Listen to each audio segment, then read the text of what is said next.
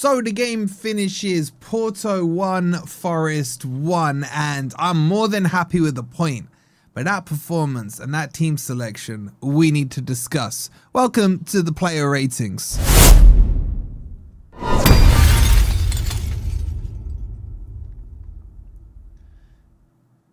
Hi guys, hope you're doing well and welcome to the player ratings where it finished, as it says on screen there, Porto 1, Forest 1. The point is absolutely fantastic. As I said in the build up to the game, draw away from home and then beat them at home. Hopefully we can beat them at home. I don't know, our form at the City Ground hasn't been fantastic. But there's a lot to unpack from that game, from Pereira's team selection to the formation to certain individuals and the general style of play. So make sure you've hit the like button, make sure you've subscribed as well, and make sure you download Finalysis because this app is fantastic. We're going to do it together where we rate the players, and on top of that, we're going to rate the ref, who was absolutely appalling tonight. And on this app, we can rate the ref. It's completely free to do. I believe you got to be in the UK or Ireland to get it done. So download it. It's free. The link's there for you. I love this app because this app links us into Sky. Sky will then put this up on Monday Night Football, Super Sunday, and talk about Team of the Weeks and everything. So we're trying to get you as involved as possible with these things. So let's get into it, chat. Let's get into the game. Now, I liked the attacking side of the setup tonight. I didn't like the defensive side before the match. I just felt, and looking back at it now with hindsight, putting Ndoye on the left with Morato on the left was a recipe for disaster. And in the first 10 minutes, Porto schooled Forest. Like, they could have scored before they scored, and those three at the back were shambolic at times. It's clear that they hadn't played together before. The chemistry wasn't there, and it wasn't working. And they scored their goal from a ball in, as it's called in football, in the corridor of uncertainty. I think it was Gomez there at the far post for an easy tap in. At that stage, you're thinking to yourself, oh God, we're what, 10, 11 minutes into the game? This is not looking good at all. And then step up goal of the season, Fernandez, with one of the best shots I've ever seen, left the keeper with no chance, and slots it into the back of the net from about 30 yards out. Absolute gem of a finish. But it was against the run of play. After that, Forest settled into the game. I thought we looked okay. The back three started to perform a little better.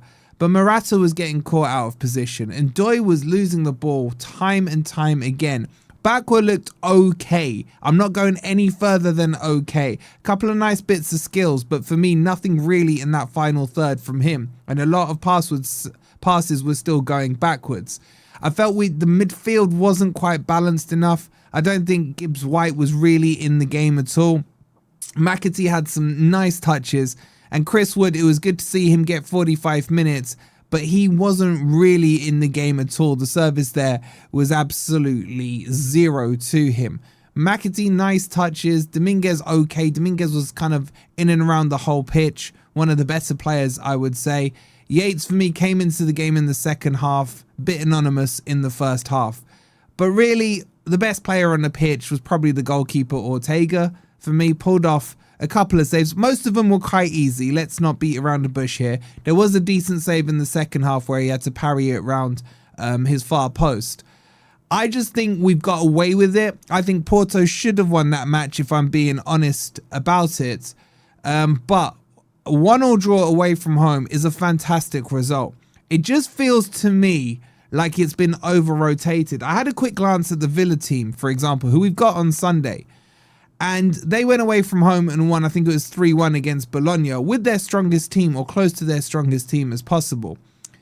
My biggest gripe with this rotation today is that these players have had nearly 3 weeks off from having, Premier League football or Europa League football or anything like that. They should be fresh and fit as a fiddle and able to play a couple of games this week with no problems at all. I don't understand why we've over-rotated. To me, it clearly shows a sign and indication that Pereira or Forest or both want to prioritise survival in the Premier League over the Europa League. Yet I think we can do both. I really do. I just think it was a bit of a mishmash. It was a case of, right, here are a set players that Pereira wants to get into the team, and then he's gonna build the gaps around it. So a McAtee, a Bakwa, an Ndoye, a Morato, they're the utility players, if you like, yeah. And then he's gonna say, right, can I slot in a Gibbs White here? Let's give Chris Woods 45 minutes and what have you. It just felt too mishmashy, and it was evident in the first 15 minutes. Now, having said all that, who cares, right? One apiece, very good. And on top of that, I am extremely disappointed that that goal from Jesus, which was a fantastic finish, was disallowed. They gave it on the field, and then they disallowed it for handball.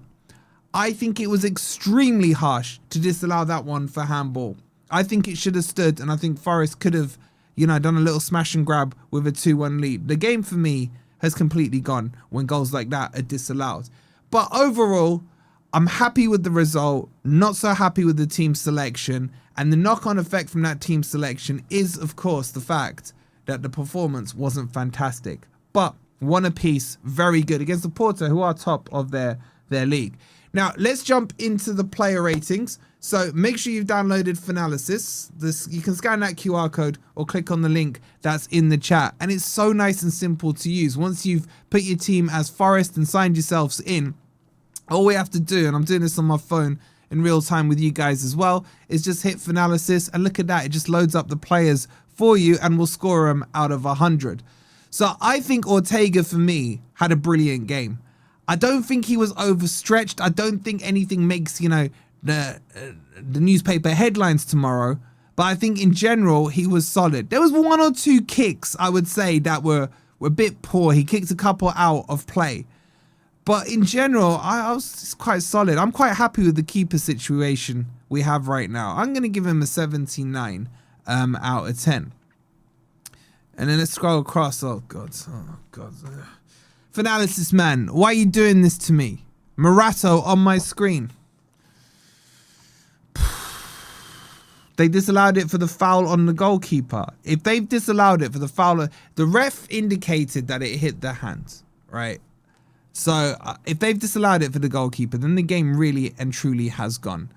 Guys, do me a quick favor. Make sure you like, make sure you subscribe. I don't know what more there is to say about Morato. Like, I think back to December and January of last season. I used to get text messages from Rob. Yes, text messages, not WhatsApp messages. If Forest went 1-0 up after 4 or 5 minutes, he's like, Nuno, get Morato on. What has happened to Morato in 12 months? He just looks, and I don't mean this disrespectfully, I just don't think he's got any football IQ. He outplays his position. He gets caught too far forward with the ball, then loses the ball, which creates a massive hole in behind him. And then suddenly the opponents are counter-attacking. It doesn't matter if we're playing Porto or freaking Brighton or Scunthorpe, man. It's the same mistake every single time. And then he just looks so uncertain on the ball as well. And he looks clumsy on the ball. And all those things, like, it probably wasn't his worst performance today. But all those things are there in the back of my mind already going into it. I've got this preconceived idea of what he's going to do. And he just ends up doing it game in, game out. There was a couple of times where he used his strength well and he shepherded the ball out of play. But he just doesn't look calm on the ball. I can't give him more than, like, I don't know, like a 38 for me. A 38. Let's have a look at some of his stats. He made 3 tackles and won 2 of them. I mean, you're a centre-back and they had most of the attacking play, but I'm giving him a 38. I gotta say, I don't think Murillo was that good either in the first half.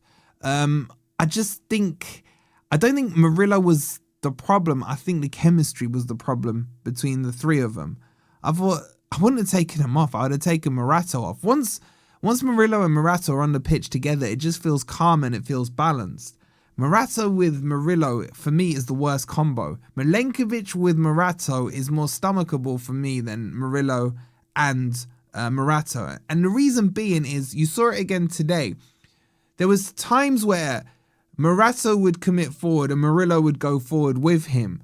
And he should know Morato's going to lose the ball. And that just leaves even more space in behind. Whereas in the second half, you had Milenkovic, who's kind of the more old school defender who would just hold his position. I just felt Milenkovic coming on, balanced it a little bit more. But I just thought Murillo wasn't really disciplined enough in the way he was playing. So I'm going to give Murillo a 53 on here. Let's move on to Zach Abbott. I thought Zach Abbott was fine. The one blemish, if you like, on his card was just before the end of the first half where their striker got in between the defenders and was unchallenged and headed the ball straight at Ortega. But in general, I thought Zach Abbott was the calmest of the three in the first half and actually had a pretty decent performance overall. I'll give him a 72 out of 10. And then we move, oh God, straight on to Ndoye. I need a drink first. While I'm having a drink, please make sure you've hit the like. Make sure you've subscribed as well.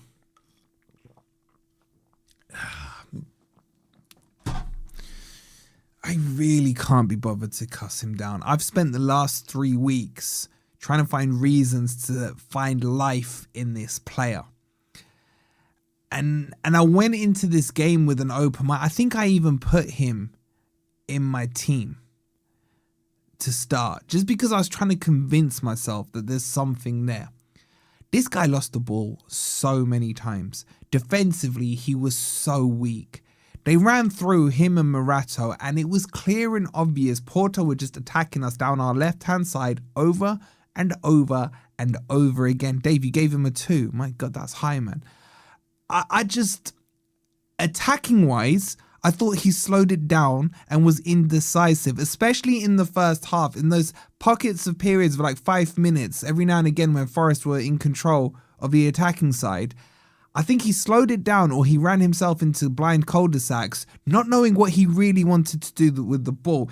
He just doesn't feel like he paints a picture of what he wants to happen going forward. And what I mean by that is, like, good wingers know that if I take the fullback on the outside, my aim is to get to the byline to either cut it back to an attacker or cross it in. If I cut inside, I'm looking for a square pass or maybe a shot on the far post. So I think he accidentally ends up in these positions, and then I don't think he knows what to do with where he is. It's quite frustrating. And it's even more frustrating when you see the comments that he came out with in the international break, where he was asked, why do you think you're not playing more for Forest? And his answer was, I don't know why I'm not playing more for Forest. And I'd say to him, watch tonight's game. Watch how many times you lost the ball. Watch how weak you were in defence. And watch how poor you were in the final third. And that should answer your question. If Inter and Napoli are interested in him, I'm sorry, man. I'm trying to be patient with him, but I would take the money. He was the worst player on the pitch for me. I'll give him a 3. He's a crybaby and should have been benched for complaining about playing time. And this is part of Forest's problem this season. I think a lot of these players are shirking the responsibility of how poor they have been in certain games. And rather than reflecting on their own performances, you find them ending up going up to Marinakis to complain about the manager, be it Postecoglou, be it Daesh, be it whoever. And that gives them an inflated sense of power and ego. And look, I'm not saying Ndoye is in that mold, right? But it just frustrates me. It frustrates me that players don't see or reflect on their performances and have the audacity to turn around and say, yeah, why I asked myself the same question. And Ndoye wasn't bad. It's the fact the team is bad and not getting into them positions for a pass. I completely disagree. He had 24 accurate passes. They were all probably to Morato. And he made 4 tackles. I'd love to see the stats on where he messed up. Anyway, let's move on from him. I don't want to remain negative because it's been a positive result overall. But please do hit the like button, chat, and make sure you're subscribed as well. I thought Dominguez was solid today. I thought he was his usual self, around all over the pitch, putting in the tackles, doing the hard yards, doing the graft, couple of decent passes going forward. but not really too much on the creativity side. I think his role today was that terrier, that workhorse. I mean, him and Yates being in the midfield, you're not going to get that creativity anyway. It's more a workman's midfield, and I think he did that role that he was selected to do fine. So I'll give Dominguez a 71. A 71. I wish that the goals showed the disallowed goals. I think we might have it on there for you guys. Let's move on and talk about Ryan Yates. I thought he was quite anonymous in the first half. In the second half, I think he kind of got more stuck in and grew into the game. I don't think he had a bad performance. I don't think he had a great performance. It was a par performance, I would say. Did anyone just forget we drew away from home against one of Portugal's top side? They are Portugal's top side. But let's not talk about the fact that they're missing their two best players for a start, and the fact that we've already beaten them 2-0. Okay, we did it at home, but they're not a very good team in my opinion. Ryan Yates, I'll give him I don't know, maybe a 70 as well. Bakwa, he's getting close to the stage where, like, I've got Ndoye here. I got Bakwa about here. I saw little signs, nice little flicks, nice little touches, nice little passes, one decent ball into the box, but slightly overhit for Chris Wood. But I never really saw him taking on Sanusi, the fullback. I wanted him to maybe go outside. He was too predictable for me. He was always cutting in onto his left foot. And then as the game went on, or as his game went on, did he get subbed off the 60th minute? I started to feel like the Bakwa from earlier on in the season was starting to pass the ball backwards, just like his name suggests. I don't think he was the worst of the two wing backs, but I don't think he was amazing. After about 20 minutes, I think he kind of faded, if I'm being honest with you. And I just wanted him just to take on the fullback. Even if he lost the ball taking on the fullback, I just want to see signs of life of him taking it.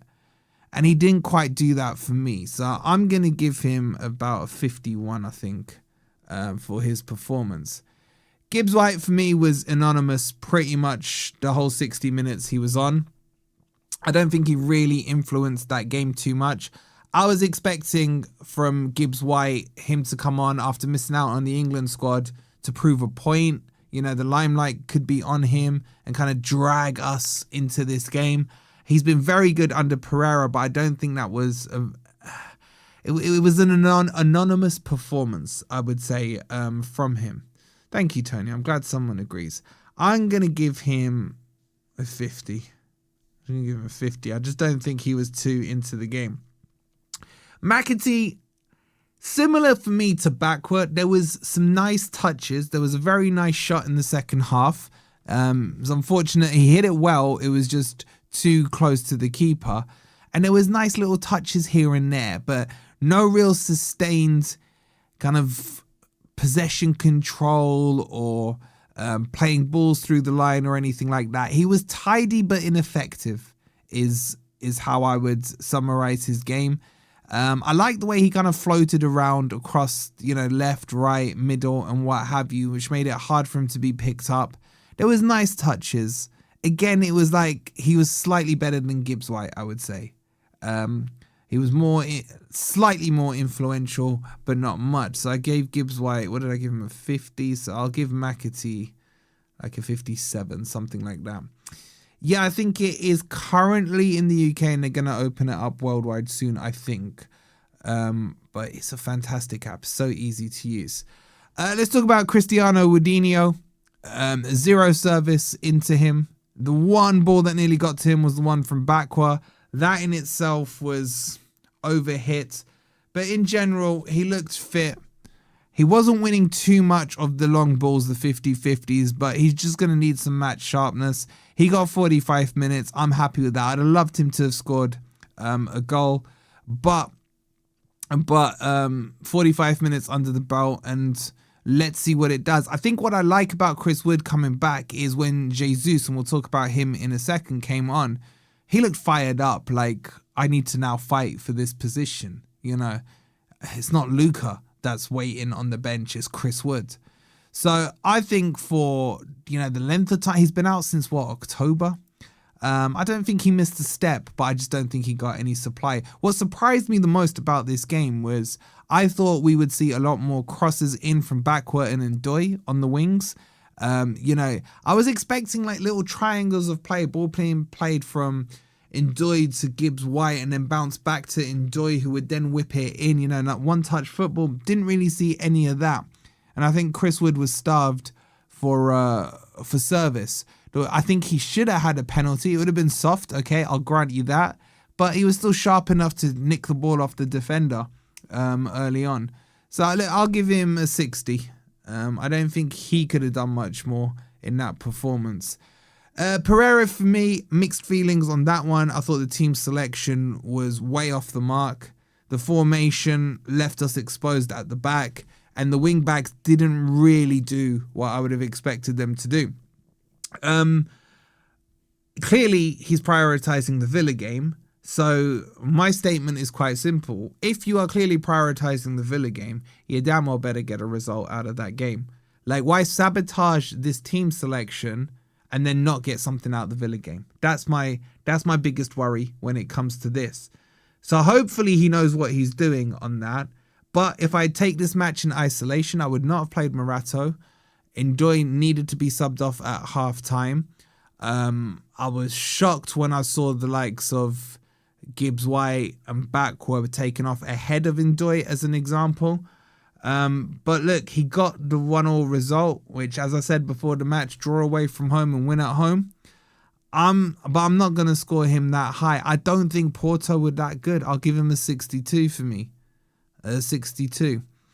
Nico Williams was absolutely anonymous for me in this game. I don't think he had an impact when he came on the right-hand side.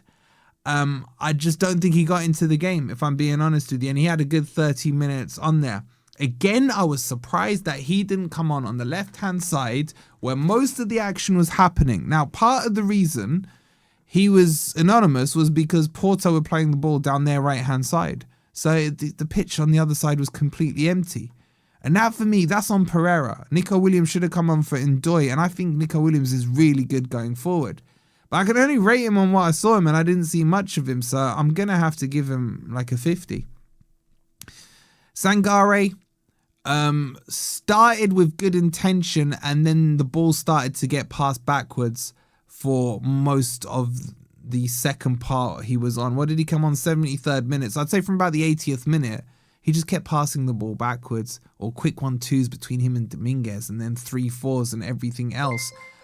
So look, it wasn't his best performance, but I think he came on being told, just don't lose the ball and just make sure we get over the line 1-1. So I think it comes from the manager as well. Big up to V, man, my guy, man. He says, listening to it at work, sounded like we played okay, and Ndoye and Morato need to go. Glad Wadinho is back. Should win the return leg. Big up FFTV. Come on, you Reds. You absolute legend. Thank you so much for the $4.99, bro. I do appreciate it. I'm going to give Sangare a 45. Even though I think he was under instruction to play how he did. But it is what it is. Igor Jesus, for me, did impress me in the first half of the second half. His goal was really good. I think it should have stood. And he did put himself about against like Thiago Silva and what have you. I thought he enjoyed that physical battle, but he got screwed yet again like he did against Liverpool. I'm going to give him a 65. I thought he was all right for what he could do, and he did score the goal, and I think it should have stood. Amari Hutchinson, for me, it was his ball in to Igor Jesus that created the quote-unquote goal that got disallowed. Outside of that, honestly, I don't think there was too much in the attacking sense for him. I'll give him a 50, guys. And then Milenkovic, I thought Milenkovic was brilliant. I thought he came on, calmed the defence down, won his headers, positioned himself correctly. Exactly what I expected from Milenkovic, was strong in his challenges. He for me, is a 75. Yeah, I'll go 75 for him. He should not have been on the bench to start with, and Morato should know and pitch. Now, this is why I love this app on Finalysis, so do make sure you download it, because we can rate the referees. And I thought this referee was absolutely abysmal. Too many soft challenges were given to Porto. The same soft challenges weren't given to Forest. The foul throws that Porto did today that went unpunished were embarrassing. And then he stops the play when Ndoye goes down and Forest are in possession and he's hurt his right butt cheek. I just thought it was one of the worst refereeing performances I've seen this season. And I've seen Premier League referees. I mean, he's so bad, they haven't even got a picture for him. I was not impressed with him at all. And I think he broke the flow of the game up too much and gave Porto chances to kind of hold possession of the ball. So I thought he had an absolute stinker. And he obviously eventually disallowed the goal. Just because he gave us the goal in the first place, I'll give him a 9. And that's as far as I can go.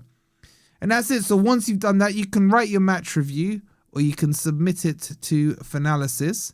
And then let's have a look at what you guys have done collectively. So this should be quite interesting. So you guys have given... Wait, is this... This is my one. Let's go to your one. Hold on. That's my one. Let's go to the match hub here. Yeah, here we go. Okay, so this is how you guys have voted. So you have given Ortega the highest score with 89. Morasso got a 52, man. That's high. I gotta say. You gave Murillo a 62 and Zach Abbott a 68. I'd say that's fair on those two. Yates and Dominguez 68, 64. How the hell has Ndoye scored a 61 with you guys? Like, oh my God, man. Ndoye scored higher than Bakwa. I know Bakwa weren't brilliant, but seriously.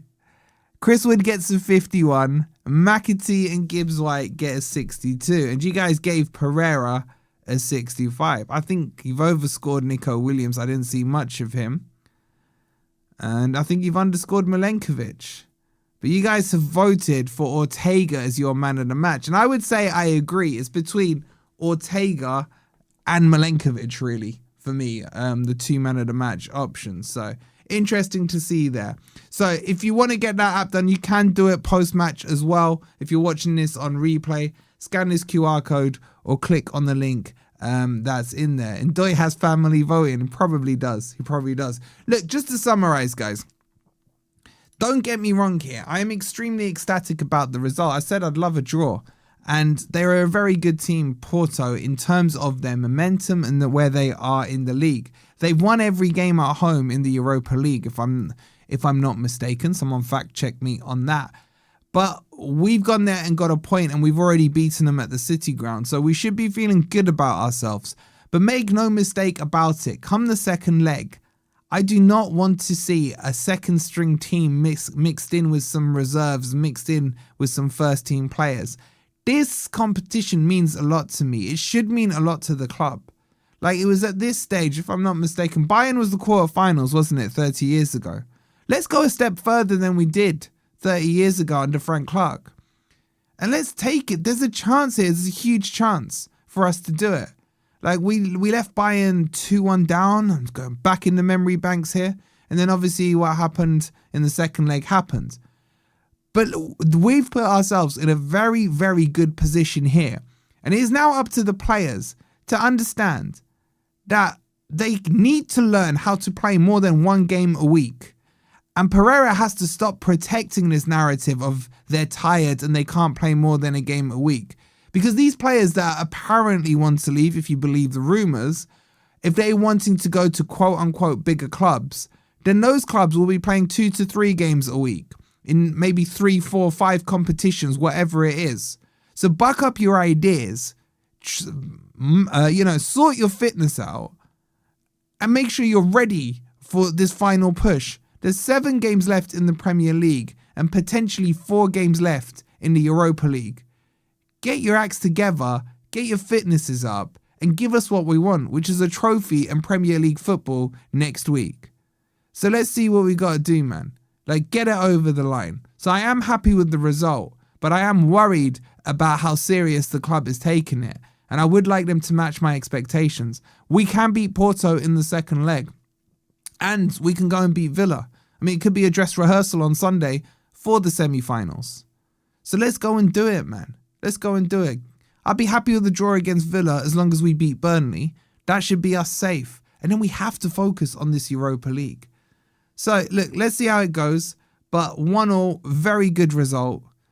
But the performance and the team selection, I mean, we'll break it down tomorrow on Grumpy Old Red. So, thank you guys for chilling with me today. It's good to have Forest back on the TV. I hope you guys enjoyed the game, enjoyed the stream. Please do make sure you've liked and subscribed as well while you're here.